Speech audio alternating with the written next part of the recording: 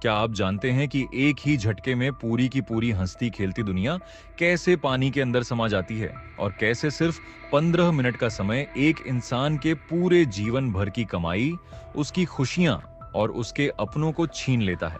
दोस्तों, सोचिए उस पल के बारे में जब आप अपने घर में आराम से बैठकर अपने परिवार के साथ चाय की चुस्कियां ले रहे हों और अचानक एक खौफनाक आवाज आती है, चीख पुकार मचती है और पता चलता है कि आपके पास अपनी जान बचाने के लिए सिर्फ 15 मिनट बचे हैं। आज जब आप यह वीडियो देख रहे हैं, तब पूर्वोत्तर के खूबसूरत राज्य असम में 7,50,000 से भी ज्यादा लोग अपनी जिंदगी की सबसे भयानक जंग लड़ रहे हैं।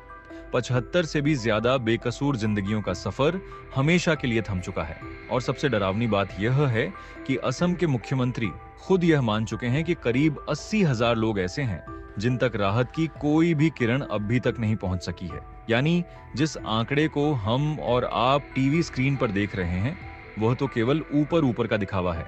असली तबाही तो उस पानी के नीचे दबी हुई है, जहां अभी तक किसी का कैमरा और किसी का कदम तक नहीं पहुंच पाया है। लेकिन इन सब के बीच एक सबसे बड़ा सवाल ये खड़ा होता है कि आज जब हमारा देश कामयाबी के शिखर को छू रहा है, तो फिर देश में इतनी बड़ी आपदाएं कैसे आ रही हैं और क्यों असम हर साल पानी में और ज्यादा डूबता जा रहा है। कल्पना कीजिए उस भयानक सन्नाटे की जो तबाही के ठीक बाद सन्नाटे में बदल जाता है। चराई देव और शिव सागर के इलाकों में जब रात की खामोशी छाई थी, तब किसी ने सपने में भी नहीं सोचा था कि आने वाला सूरज उनके साथ उनकी पूरी गृहस्थी ले डूबेगा। सिर्फ 15 मिनट का वो वक्त जब फैसले लेने की मोहलत भी नसीब नहीं होती कि बूढ़े माता पिता की लाठी बने या अपने बिलखते बच्चों को गोद में उठाकर भागें। देखते ही देखते 2 मंजिला इमारतों के बराबर ऊंचा मटमैला पानी पूरे के पूरे वजूद को लील गया। जिन मकानों को इंसान अपनी उम्र भर की पसीने की कमाई से खड़ा करता है, वे ताश के पत्तों की तरह उस तेज बहाव में बह गए। और जो किसी तरह खुशकिस्मती से बच निकले, वे आज भी अपनी ही पक्की छतों पर भूखे प्यासे बैठकर दूर तक फैले उस समंदर को निहार रहे हैं, जहां कभी उनका हरा भरा गांव हुआ करता था। इन्हीं डूबते आशियानों के बीच से निकलकर आती है रोहिणी दोबारा के परिवार की वह दर्दनाक आपबीती जो किसी भी इंसान के कलेजे को छलनी कर दे। 21 तारीख की उस ढलती शाम को जब चूल्हे पर खाना पक रहा था और पूरा परिवार एक साथ बैठने की तैयारी में था, तभी अचानक एक गर्जना के साथ पानी का सैलाब घर का मुख्य दरवाजा तोड़ता हुआ अंदर दाखिल हुआ। संभलने का एक पल भी किसी को नहीं मिला और देखते ही देखते माँ और उनकी मासूम बेटी उस उफनती लहरों के साथ ओझल हो गईं। अपनी आंखों के सामने अपनी माँ और बहन को बहते देख दोनों बेटों ने अपनी जिंदगी का मोह छोड़ उस उफनती धारा में छलांग लगा दी। लेकिन कुदरत के उस बेरहम बहाव के आगे इंसानी बाहुबल पूरी तरह हार गया और कुछ ही लम्हों में पूरा का पूरा हंसता खेलता परिवार इतिहास के पन्नों में दफन हो गया। आज उस वीरान जगह पर सिर्फ सन्नाटा चीख रहा है। और यह सिर्फ एक रोहिणी दोबारा के घर की दास्तान नहीं है, बल्कि असम की घाटियों में ऐसी अनगिनत चीखें हैं जो पानी के शोर में घुट कर रह गईं। राहत शिविरों का मंजर इससे भी ज्यादा खौफनाक है, जहां 2,500 से ज्यादा मासूम बच्चे और सैकड़ों गर्भवती महिलाएं लोहे की छड़ों और फटे हुए प्लास्टिक के तिरपाल के नीचे अपने दिन काट रही हैं। उस नवजात शिशु के बारे में सोचिए जिसने अभी कुछ ही दिन पहले इस दुनिया में कदम रखा है और उसकी माँ इस मूसलाधार बारिश के बीच पतली सी पन्नी के नीचे उसे अपने सीने की गर्मी देने की नाकाम कोशिश कर रही है। राहत शिविरों के नाम पर कागजों पर तो बड़े बड़े दावे दर्ज कर दिए जाते हैं, लेकिन क्या वहां जीवन रक्षक दवाइयां मौजूद हैं? क्या वहां डॉक्टरों की कोई टीम तैनात है? इन सवालों का जवाब देने के लिए कोई तैयार नहीं होता, क्योंकि तंत्र की फाइलों में इंसान सिर्फ आंकड़े बनकर रह जाते हैं और आंकड़ों का कोई चेहरा नहीं होता। दोस्तों, जब भी असम पर यह मुसीबत टूटती है, तो प्रशासन की तरफ से पहला बयान यही आता है कि पड़ोसी राज्य नागालैंड में बादल फटने के कारण यह तबाही मची है। बादल फटना एक ऐसा सुगम बहाना बन चुका है जिसके आड़ में जिम्मेदार अधिकारी अपनी नाकामी छुपा लेते हैं। लेकिन जब मौसम विज्ञान केंद्र की आधिकारिक रिपोर्ट सामने आई, तो इस झूठे दावे की पूरी पोल खुल गई। मौसम वैज्ञानिकों ने स्पष्ट शब्दों में स्पष्ट किया कि नागालैंड में ऐसा कोई बादल नहीं फटा था। वहां जो वर्षा हुई वह मौसम के हिसाब से सामान्य से थोड़ी ही अधिक थी। तो फिर सवाल यह उठता है कि अगर कुदरत ने कोई अतिरिक्त कहर नहीं ढाया तो फिर इन 75 बेकसूर लोगों का सफर असमय किसने समाप्त किया? यह सवाल आज भारत के हर जागरूक नागरिक को अपने हुक्मरानों से पूछना होगा। असम का भौगोलिक ढांचा किसी विशाल कटोरी या थाली की भांति है, जिसके 3 तरफ विशाल पर्वत श्रृंखलाएं हैं और मध्य में मैदानी भाग मौजूद है। पहाड़ों पर गिरने वाली हर बूंद बहकर इसी मैदानी भाग में एकत्रित होती है। अर्थात असम में वर्षा का जल एकत्र होना कोई नई या आश्चर्यजनक घटना नहीं है। यह प्रक्रिया सदियों से चली आ रही है। परंतु विचारणीय प्रश्न यह है कि पिछले 7 दशकों में हमने इस प्राकृतिक बनावट को ध्यान में रखते हुए क्या ठोस प्रबंध किए? पानी को रोकने के नाम पर 70 के दशक में मिट्टी के जो अस्थायी तटबंध बनाए गए थे, वे केवल एक आपातकालीन व्यवस्था थे, जिन्हें जल संसाधन विभाग ने स्वयं काम चलाऊ तरीका माना था। बड़े ही दुख की बात है कि आजादी के इतने दशकों बाद भी आज पूरा राज्य उन्हीं जर्जर मिट्टी की दीवारों के सहारे मानसून का सामना करने उतरता है। विधानसभा के आधिकारिक पटल पर जल संसाधन मंत्री का यह स्वीकारोक्ति बयान रिकॉर्ड में दर्ज है कि राज्य के कुल 4800 किलोमीटर लंबे तटबंधों में से 3000 किलोमीटर से अधिक तटबंध अपनी क्षमता खो चुके हैं। यानी सरकार को मानसून के आगमन से पूर्व ही यह भली भांति ज्ञात था कि उनकी सुरक्षा दीवार पूरी तरह खोखली हो चुकी है। और जब इस बार पानी का प्रचंड दबाव पड़ा तो 18 से अधिक स्थानों पर ये मिट्टी के बांध ताश के महल की तरह ढह गए। जब मीडिया इस विफलता पर सवाल दागती है तो मंत्री जी का तर्क होता है कि पानी बांध के 4 मीटर ऊपर से बह रहा था। परंतु आम जनता यह जानना चाहती है कि यदि पानी को दीवारों के ऊपर से ही गुजरना था तो पिछले 7 दशकों से इन दीवारों के निर्माण और मरम्मत के नाम पर जनता का पैसा क्यों बहाया जा रहा था? ये मिट्टी के तटबंध अब सुरक्षा चक्र नहीं बल्कि एक ऐसा जानलेवा पिंजरा बन चुके हैं जो बाढ़ के पानी को गांव में प्रवेश करने से तो नहीं रोक पाते, लेकिन जब पानी एक बार बस्तियों में भर जाता है तो ये दीवारें उस पानी के निकासी मार्ग को पूरी तरह अवरुद्ध कर देती है।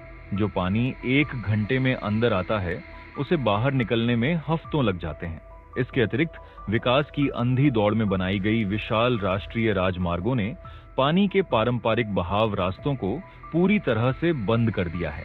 नदियों पर बड़े पुलों के स्थान पर छोटे छोटे पाइप वाले पुल बना दिए गए, जिसने पानी की प्राकृतिक गति को रोक दिया, और सड़कें स्वयं एक नए कृत्रिम बांध के रूप में तबाही का कारण बन गईं। इसके साथ ही उन प्राकृतिक जल निकायों और दलदली भूमियों का भी योजनाबद्ध विनाश कर दिया गया, जो मानसून के दौरान अतिरिक्त जल को सोखने का काम करती थीं।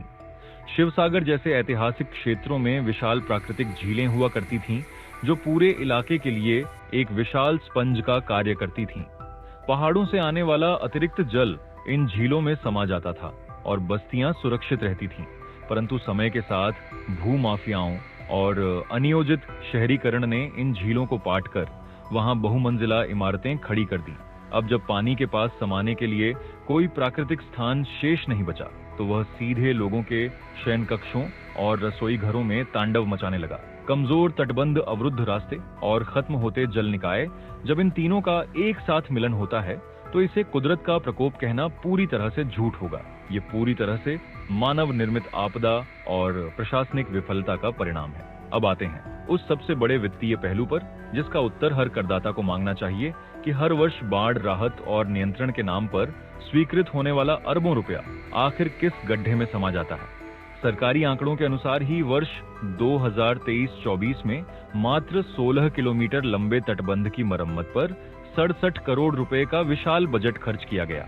यदि इसका गणित निकाला जाए तो 1 किलोमीटर लंबी मिट्टी की ढलान पर करीब 4 करोड़ रुपए लुटा दिए गए। प्रश्न यह नहीं है कि राशि कितनी बड़ी है, प्रश्न यह है कि 4 करोड़ रुपए प्रति किलोमीटर खर्च करने के पश्चात भी वह मिट्टी की दीवार पहली ही मूसलाधार बारिश में बह कैसे गई।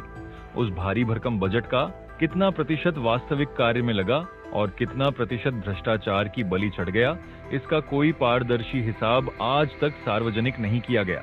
साल 2021 से 2024 के संक्षिप्त कार्यकाल के भीतर असम में जल नियंत्रण की 600 से अधिक परियोजनाओं पर 3400 करोड़ रुपए से अधिक की धनराशि व्यय की जा चुकी है। हर साल जल प्रलय आता है, हर साल तटबंध टूटते हैं, हर साल नया भारी भरकम बजट पास होता है और हर साल लाखों लोग सड़कों पर आ जाते हैं। यह एक ऐसा अंतहीन दुष्चक्र बन चुका है जो भ्रष्ट ठेकेदारों और अधिकारियों के लिए एक लाभदायक व्यवसाय बन गया है। 2024 में शिवसागर के एक बांध निर्माण में घटिया सामग्री के प्रयोग का स्पष्ट वीडियो उजागर हुआ था, जिसके पश्चात औपचारिक जांच बैठाकर 6 निचले कर्मचारियों को निलंबित करके इतिश्री कर ली गई। अर्थात यह प्रमाणित है कि निर्माण कार्यों में निचले स्तर से लेकर ऊपरी स्तर तक व्यापक धांधली जारी है। तो फिर इस बार जब दर्जनों बांध बहे तो कितने बड़े ठेकेदारों को कानूनी शिकंजे में लाया गया, कितनों की संपत्तियां जब्त की गईं? यह सवाल केवल दिसपुर की सरकार से ही नहीं बल्कि केंद्र सरकार से भी पूछा जाना अत्यंत आवश्यक है। दोस्तों, क्या असम की इस वार्षिक विभीषिका का कोई स्थायी समाधान संभव नहीं है? क्या असम के निवासियों की नियति में हर वर्ष इसी तरह बेघर होना लिखा है? इसका उत्तर है कि समाधान पूर्णतः संभव है यदि हम अपने ही देश के अन्य राज्यों के सफल मॉडलों से सीख लें। ओडिशा का दृष्टांत हमारे 90 के दशक तक ओडिशा चक्रवात में हजारों की संख्या में अपनी जनता को खो देता। वर्ष 1999 के महाचक्रवात में 10,000 से अधिक निर्दोष नागरिकों की दर्दनाक देहांत हुए, परंतु उस भीषण आघात के पश्चात ओडिशा सरकार ने एक दृढ़ राजनीतिक इच्छा शक्ति का परिचय दिया और एक ऐसा आपदा प्रबंधन ढांचा तैयार किया जिसकी प्रशंसा आज संयुक्त राष्ट्र भी करता है। ओडिशा ने समर्पित आपदा मोचन बल का गठन किया, तटीय रेखा पर सैकड़ों बहुउद्देशीय मजबूत आश्रय स्थलों का निर्माण कराया, प्रत्येक ग्राम स्तर पर आधुनिक सायरन और पूर्व चेतावनी प्रणाली का जाल बिछाया तथा स्थानीय युवाओं को प्राथमिक रक्षक के रूप में प्रशिक्षित किया। परिणाम स्वरूप जब हाल के वर्षों में 1999 से भी अधिक प्रचंड चक्रवात ओडिशा के तटों से टकराए तो लाखों लोगों को चक्रवात आने से 24 घंटे पूर्व सुरक्षित स्थानों पर स्थानांतरित कर दिया गया और जनहानि का आंकड़ा हजारों से घटकर एकल संख्या में सिमट गया। चक्रवातों का आना बंद नहीं हुआ, परंतु इंसानों का इस तरह असहाय होकर काल के गाल में समा जाना पूरी तरह रुक गया। ऐसा ही एक संकल्पित और आधुनिक सिस्टम असम की ब्रह्मपुत्र घाटी में लागू क्यों नहीं किया जा सकता? असम का यह संकट केवल एक भौगोलिक आपदा नहीं है, बल्कि यह हमारे देश की नीतिगत प्राथमिकताओं की पोल खोलता है। जब हम एक ओर आधुनिक भारत और डिजिटल क्रांति का परचम लहरा रहे हैं, तब दूसरी ओर अपने ही देश के 7 लाख से अधिक नागरिकों को जल प्रलय के बीच एक तिरपाल के सहारे छोड़ देना हमारी व्यवस्था पर एक गहरा प्रश्न चिन्ह लगाता है। नीदरलैंड जैसे यूरोपीय राष्ट्रों ने समुद्र तल से नीचे होने के बावजूद अत्याधुनिक इंजीनियरिंग और वाटर मैनेजमेंट तकनीकों के बल पर अपनी पूरी भूमि को सुरक्षित कर रखा है। उन्होंने नदियों को उनका स्वाभाविक स्थान वापस दिया और ड्रेनेज सिस्टम को इतना मजबूत बनाया कि बाढ़ जैसा शब्द उनके शब्दकोश से बाहर हो गया। यदि नीदरलैंड और भारत का ही ओडिशा राज्य अपनी चुनौतियों पर विजय प्राप्त कर सकते हैं, तो असम में ऐसा क्यों नहीं हो सकता? तो दोस्तों, यह थी असम में आने वाली बाढ़ की पूरी सच्चाई, जिस पर आपका क्या कहना है कमेंट में जरूर बताएं और ऐसी ही वीडियोस को देखते रहने के लिए चैनल को सब्सक्राइब करना ना भूलें। धन्यवाद।